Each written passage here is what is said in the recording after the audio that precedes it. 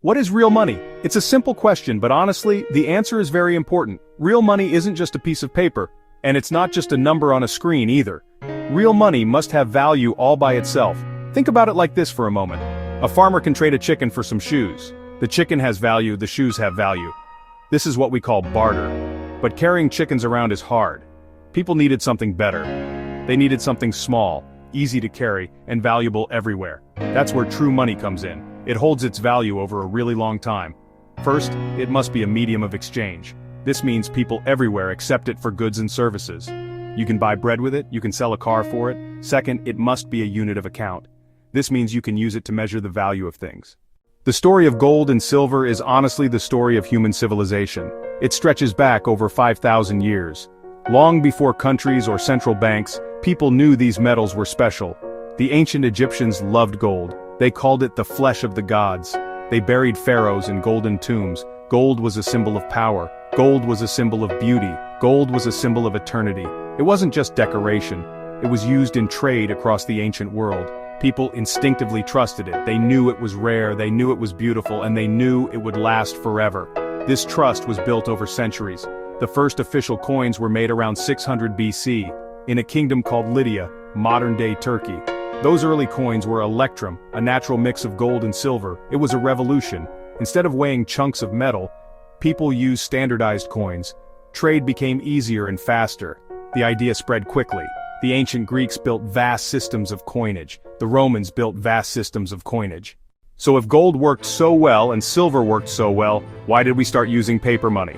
The story begins with convenience. Carrying heavy bags of gold, carrying heavy bags of silver. It could be dangerous. It was pretty difficult. People started depositing gold with trusted goldsmiths. The goldsmith gave a paper receipt. The receipt was a promise, redeemable in gold. People began trading the receipts directly. No need to visit the goldsmith every time. Birth of paper money, a claim check for gold. Governments and early banks adopted the model. Banknotes were issued backed by gold in vaults. Example, US $20 bill could be exchanged for a $20 gold coin. The paper was valuable because it was tied to tangible gold. But governments could print more receipts than they had gold. They could spend more, fund wars, or pay for programs without raising taxes. On August 15, 1971, Nixon severed the dollar's link to gold.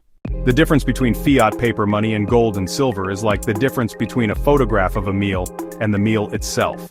One is just a representation, a promise, while the other is the real thing. Paper money is built on a debt-based system.